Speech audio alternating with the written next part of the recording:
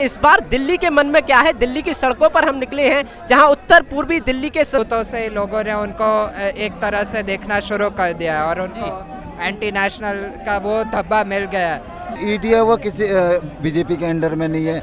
सबसे बड़ा तो केजरीवाल ने चोरी करी है। सबसे बड़े लोकतांत्रिक देश भारत में चुनावी प्रक्रिया शुरू हो गई है, जहां कल पहले चरण के मतदान हुए। हालांकि वोटिंग प्रतिशत में काफी रफ्तार में कटौती देखने को मिली, लेकिन इस बार दिल्ली के मन में क्या है? दिल्ली की सड़कों पर हम निकले हैं, जहां उत्तर पूर्वी दिल्ली के संसदीय क्षेत्र चांदनी चौक पर हम मौजूद हैं। वहां पर लोगों की क्या राय है, क्योंकि इस बार मनोज तिवारी की टक्कर में कन्हैया कुमार है। कन्हैया कुमार वही जो टुकड़े टुकड़े गैंग के नारे लगाते थे। जेएनयू की राजनीति से इस बार कांग्रेस में एंट्री कर संसदीय चुनाव लड़ रहे हैं। तो क्या आपको लगता है मनोज तिवारी, जो पिछली बार मौजूदा सांसद भी हैं इस समय और पिछली बार भारतीय जनता पार्टी के टिकट से विजेता बने थे, उनको चुनौती दे पाने में सफल रहेंगे? जी बिल्कुल नहीं, मुझे ऐसा नहीं लगता है, क्योंकि देश में सभी को अभी मोदी ही चाहिए। और कन्हैया कुमार का वैसे भी लोगों को, चाहे वो कांग्रेस से हो या बीजेपी से, उनकी पिछली करतूतों से लोगों ने उनको एक तरह से देखना शुरू कर दिया है और उनको एंटी नेशनल का वो धब्बा मिल गया है। अभी कचहरी बताएगा कि उन्होंने गुनाह किया है कि नहीं, बट तब तक तो हम उनको मत देने में राजी नहीं होंगे। लेकिन लगातार 400 पार के दावे एक और एनडीए कर रही है, लेकिन दूसरी ओर राहुल गांधी कहते हैं कि भारतीय जनता पार्टी 150 से पहले ही सीमित होगी। क्या आपको लगता है कि सरकार बनाने में एनडीए सफल होगा, या फिर इंडिया गठबंधन जो तैयार हुआ है वो इस बार सत्ता में आएगा? जी, इंडिया गठबंधन तो बिल्कुल जीतने नहीं वाला है, क्योंकि हमें पता ही नहीं है कि वो प्रधानमंत्री किसको बनाना चाहते हैं। मैं नहीं चाहता कि लालू प्रसाद यादव या कोई मेरे देश का प्रधानमंत्री बने जिन्होंने कभी सेंट्रल लेवल पे कोई काम किया ही नहीं है। इसीलिए आई थिंक लोगों को अभी मोदी ही चाहिए, क्योंकि उनको मोदी के अलावा किसको मत दे उस पर भरोसा है ही नहीं, कोई ऑपोजिशन है ही नहीं अभी। और हम आपसे भी जानने का प्रयास करेंगे, क्योंकि लगातार अब देश में दोहरी राजनीति हो रही है। एक और नीतीश कुमार कभी एनडीए का दामन थामते हैं, कभी जरूरत पड़ने पर इंडिया के साथ चले जाते हैं। तो क्या इस दोहरी राजनीति से नेताओं के चरित्र का आकलन करना चाहिए? देखो, नेता तो ऐसे ही काम करते हैं। ये पॉलिटिक्स होती है कि कोई पार्टी में इस पार्टी में जाएगा, जो जीतने वाली पार्टी उस पार्टी में जाएगा। दिल्ली के चुनाव के लिए तो अब अरविंद केजरीवाल के साथ वैसे भी ये पूरा ईडी का बीजेपी वालों ने भेज दिया है कि इसको अरेस्ट कर लो।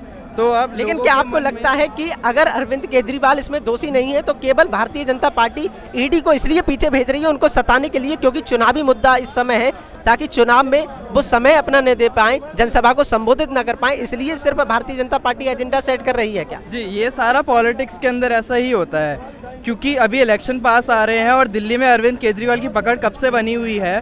तो अब बीजेपी का मन है कि हम मनोज तिवारी को खड़ा करें, ताकि वो अरविंद केजरीवाल का जो पकड़ है दिल्ली पे। लेकिन आप कहते हैं अरविंद केजरीवाल की पकड़ है, लेकिन हमने देखा 2019 के लोकसभा चुनावों के परिणाम, 7 सीटों पर भारतीय जनता पार्टी ने परचम लहराया। क्या वो पकड़ जो आप कहते हैं वो विधानसभा तक सीमित रहती है, लोकसभा आते आते वो पकड़, वो छवि धूमिल हो जाती है केजरीवाल जी की? जी, क्योंकि बीजेपी का जो लोकसभा में ज़्यादा पावर है, लोकसभा में बीजेपी की ज़्यादा पावर और बीजेपी की मेजॉरिटी है, लेकिन लोगों का जो मानना है, दिल्ली वालों का मानना है, वो आम आदमी पार्टी की तरफ जा रहा है। बट इस बारी बिल्कुल अलग हो सकता है, बिकॉज इस बारी अरविंद केजरीवाल को जेल भेज दिया गया है और बीजेपी वाला का जो मनोज तिवारी है वो भी अच्छा कैंडिडेट है। तो फिलहाल आपके समय में गिरफ्तार किया गया है, लगातार उसको एक ओर से असंवैधानिक करार दिया गया है, लेकिन ऐसे समय में गिरफ्तारी होना क्या प्रभाव डाल सकता है, और वो प्रभाव किस खेमे की तरफ अधिक बढ़ेगा? देखो, इसमें आप बोलो केजरीवाल को अंदर डाला, मतलब चुनाव और केजरीवाल का कोई अंदर बाहर जाने का समझ, पहले तो सिस्टम समझ में नहीं आता है। क्योंकि जो केजरीवाल का केस है, अब जो ये केजरीवाल कहता है कि ये बीजेपी वालों ने हमको अंदर करवाया है, जो केजरीवाल के पक्ष में है, और उनको जो कहते हैं उनको ये पता नहीं है जो ईडी है वो किसी बीजेपी के अंडर में नहीं है। सबसे बड़ा तो केजरीवाल ने चोरी करी है। अगर मैंने चोरी करी, मैं आज नहीं तो कल नहीं तो परसों, मुझे कभी ना कभी बंद होना पड़ेगा। मतलब आप चाहते हैं कि इस देश में पूरी निष्पक्षता के साथ जांच होनी चाहिए? जांच हाईकोर्ट ने साफ साफ बोल दिया है, उससे तो क्या जांच। अब हाईकोर्ट को तुम मानते नहीं हो। अगर हाईकोर्ट की बात आती कहते मोदी ने हाईकोर्ट खरीद लिया, और सुप्रीम कोर्ट की बात आती कहते मोदी ने सुप्रीम कोर्ट खरीद लिया, अगर ईवीएम की बात आती मोदी ने ईवीएम में हैक कर दिया। अब भाई साहब ये मंगल ग्रह वाले आदमी है।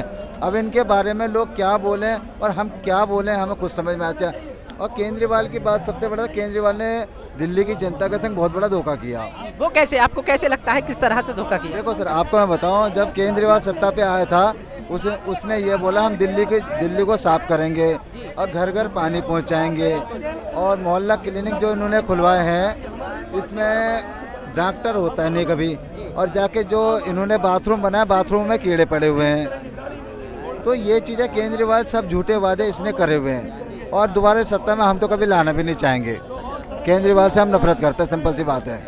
तो लगातार जनता की राय यही है कि केजरीवाल जिन दावों के साथ, जिन वादों के साथ सरकार बनाने में सफल रहे थे, उन वादों से कहीं ना कहीं पीछे हटते नजर आए, और अब केजरीवाल से लोगों का भरोसा भी कम होता जा रहा है, क्योंकि हाल ही में कुछ दिनों पहले ही ईडी का शिकंजा पूरी तरह से अरविंद केजरीवाल पर कसा रहा। कन्हैया कुमार और मनोज तिवारी दोनों के बीच मुकाबला है, आपको क्या लगता है?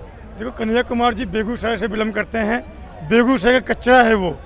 देश तेरे टुकड़े करेंगे ये अल्लाह या अल्लाह, वो ब्राह्मण है। देश तेरे टुकड़ा टुकड़ा करेंगे या अल्लाह या अल्लाह, ये हिंदू का धर्म है। आप बताइए, वो बेगूसराय से बिलोंग करता है, लेकिन बेगूसराय कचरा है वो। बेगूसराय बिलोंग मैं भी करता हूँ। आप बेगूसराय से? हाँ, बेगूसराय से। कन्हैया कुमार के क्षेत्रीय 7 किलोमीटर दूर का हूँ मैं। अच्छा, 7 किलोमीटर दूर। 7 किलोमीटर दूर। अच्छा, कन्हैया कुमार का वहाँ कैसी पकड़ है? कन्हैया कुमार जी 5 लाख वोट से हारे थे, कौन से चुनाव में? ये जो आए थे अगले बार, जो पिछली बार अच्छा। तो 5 लाख वोट से हारे थे। कन्हैया कुमार बेगूसराय कचरा है, और गिरिराज सिंह के साथ टक्कर हुआ था। गिरिराज सिंह छपरा के थे। बेगूसराय में कैसे टिकट मिला उनको? क्योंकि बेगूसराय में कचरा है वो कन्हैया कुमार, और दिल्ली में आ गए वो या अल्लाह या अल्लाह करने के लिए। बेगूसराय के मैं हूँ, मैं नहीं जान पाऊंगा उसके बारे में, तो आप क्या जानेंगे? वो भैंस खोलता है कन्हैया कुमार, गुंडागर्दी चलाता है। जैसे लालू प्रसाद यादव जी का, पहले आप 7 बजे शाम को बिहार में नहीं चल सकते थे, आप बिहार में 7 बजे शाम से पहले नहीं चल सकते थे आप। और आप जब बीजेपी की सरकार हुई है, अब रात को 10 बजे हमारी बहन माँ बेटी सब जाती है, कोई दिक्कत नहीं हुई। दूसरा नंबर मनोज तिवारी का देन है दिल्ली के अंदर, जो बिहारियों को यहाँ पे खड़े होने का हिम्मत मिला है, और बिहारियों की छठ पूजा जो हमारी छठी मैया है, हम छठ व्रत करते हैं। छठ जो घर का पूजा मिला है, जो पानी मिला है, ये मनोज तिवारी के देन से मिला हुआ है। और जो ये हॉस्पिटल में इतना जो हुआ है, ये केजरीवाल जी कहते हैं कि यूपी बिहार के आदमी 5 लाख रुपए लेकर 500 रुपए लेके आते हैं टिकट, और 5 लाख के ऑपरेशन करवा के एम्स और सफदरजंग से जाते हैं। टक्कर कैसी नजर आपको आती है? कांटे की टक्कर होगी या फिर एक तरफा मनोज तिवारी के सामने बौने नजर आएंगे? देखिए, ऐसा है, मनोज जी अच्छा काम करते हैं, और वहाँ पे पूर्वांचल लोग बहुत रहते हैं। मनोज जी वहाँ से जीते हुए आदमी हैं। कन्हैया कुमार या अल्लाह अल्लाह करने वाले आदमी, हमारे को हिंदू के लिए वो नहीं अच्छा रहा है। और कन्हैया कुमार बेगूसराय बिलोंग करता, बेगूसराय कचरा है वो। भागलपुर में भी वो मार के भगाया गया उसको, बेगूसराय भी मार के भगाया गया। आप दिल्ली में आ गए वो, तो हमारे बेगूसराय हमसे बात करें, कचरा है वो, कचरा। ब्राह्मण है, मैं गुप्ता हूँ, लेकिन बेगूसराय कचरा है वो क्या बात करेंगे? मनोज तिवारी टिकट क्या लेंगे वो? बाकी और लोग क्या कहना चाहते हैं? सर, आप क्या कहना चाहेंगे? सर, मैं बोल रहा हूँ, टुकड़े टुकड़े गैंग का आदमी है कन्हैया कुमार, कहीं से कहीं टक्कर में नहीं है। वो बुरी तरह हारने वाला है। उसको दिल्ली में किस चूतिया ने टिकट दे दिया?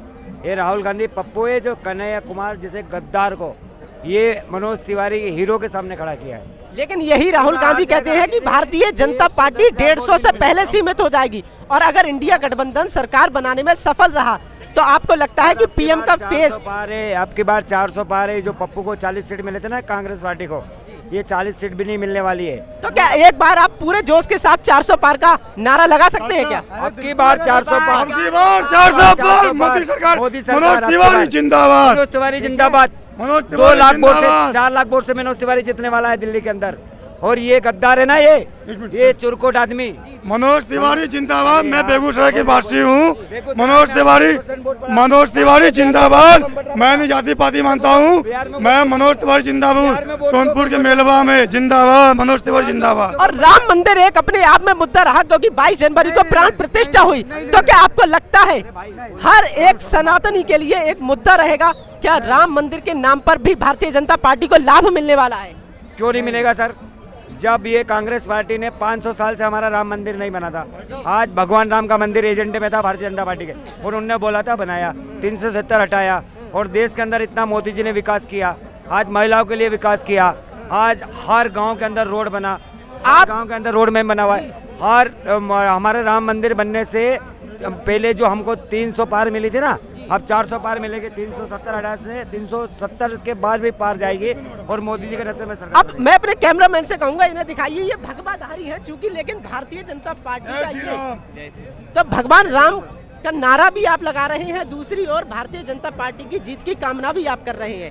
क्या आपको लगता है कि भारतीय जनता पार्टी पर भगवान राम का आशीर्वाद रहने वाला है? बिल्कुल, जो राम का नहीं और वो कोई काम का नहीं, और जो राम के है हम उनके साथ हैं और साथ रहेंगे। और इस बार एक मिनट कहना चाहता हूँ, हर बार की बातें इस बार भी मैं गद्दारों की छाती पे चोट करूंगा और राष्ट्रवाद और हिंदुत्ववाद के मुद्दे पे केवल मोदी जी को वोट करूंगा। जय श्री राम। और कांग्रेस जो अपना घोषणा पत्र जारी करते हुए लिखती है कि न्याय पत्र, भगवान राम को जो पिछले 500 वर्षों से न्याय नहीं दिला पाए, जो 70 साल शासन में रहकर न्याय नहीं दिला पाए, क्या आपको लगता है कि वो इस देश की जनता को न्याय दिलाएंगे? बिल्कुल नहीं, उसे तो हम घर का चौकीदार ना बनाए, उसे आप प्रधानमंत्री की बात बोलते हो। किस लाए वो है ना, 22 साल का उम्र था ना, तब उससे किसी ने पूछा था क्या बनने का आपको शौक है, तो उसने बोला था कॉमेडी बाज। ठीक है, उसकी माँ जो सोनिया गांधी है ना, जबरदस्ती उसे राजनीति में ठहर रही है और ये गलत है, गलत हो रहा है राहुल गांधी के साथ। तो ये तो फिर पप्पू खान के साथ अन्याय हो रहा है, बिल्कुल अन्याय हो रहा है। तो फिर आपको क्या लगता है कि अगर एनडीए सरकार बनाने में सफल नहीं रहा तो इंडिया गठबंधन की ओर से कौन पीएम का चेहरा होना चाहिए? कोई नहीं, अभी फिलहाल कोई नहीं है। केजरीवाल जी दिल्ली में आए थे, बोलते हम बेटे कसम खाते हैं, हम कांग्रेस से हाथ नहीं मिलाएंगे, लेकिन अब जो मुख्यमंत्री बेटे को मार दिए वो जनता को क्या हो गए। लेकिन वही हाल आपके बिहार के नीतीश कुमार जी का भी है, जो कहते हैं कि दरवाजा पूरी तरह से बंद है और मैं कभी भी एनडीए की तरफ मुड़कर नहीं देखूंगा। लेकिन वही नीतीश कुमार चुनाव आते आते फिर एक बार एनडीए के साथ मिल जाते हैं। नीतीश कुमार जी कहते हैं, लेकिन नीतीश कुमार जी भी इस बार जो है बीजेपी में घुसा है, बहुत नुकसान आएगी। इस बार जो है निर्दलीय से हमारा बिहार का शिक्षा, जो हमारे बिहार के बात रखता है, वो जो हमारे मजदूर के पास रखता है, वो है मनीष कैसिया भाई। हमारे मजदूर के लिए आवाज़ उठाता है, नेता के लिए आवाज़ उठाता है। हमारा भाई का नाम है मनीष कैसिया, निर्दलीय लड़ रहा है और 10 सीट से वो जीतेगा। मनीष कैसिया भाई को वोट मिलना चाहिए और चिराग पासवान जी को वोट मिलना चाहिए। इस बार नीतीश कुमार जी भी बहुत दिक्कत आएगी। और आपके बिहार में 40 लोकसभा सीटें हैं, जिसमें 39 एनडीए के पास थी। जो एकमात्र सीट खिसकी थी वो किशनगंज की सीट, जहां मुस्लिम आबादी बहुत अधिक है और 34,466 वोटों का ही मार्जिन था।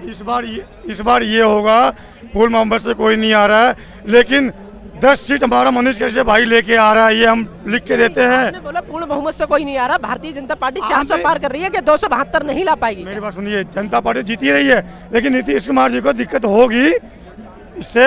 लेकिन हमारे जो निर्दलीय भाई खड़े हुए हैं ना, ये 10 सीट लाएंगे मनीष कैसिया भाई, और मनीष कैसिया भाई को जिताना चाहिए। ये हमारे बिहार के मजदूर के लिए हर जगह आवाज़ उठाते हैं और ये हमारा मनीष कैसिया भाई बहुत अच्छे लोग हैं, जो 9 महीने जेल में रह के आए हैं तमिलनाडु में, किसी को नहीं पता है। हम मिल के आए हैं भाई से और कैसे रह के आए हैं। अभी भी उसकी माँ पैसा दे रही है उनके जेब से।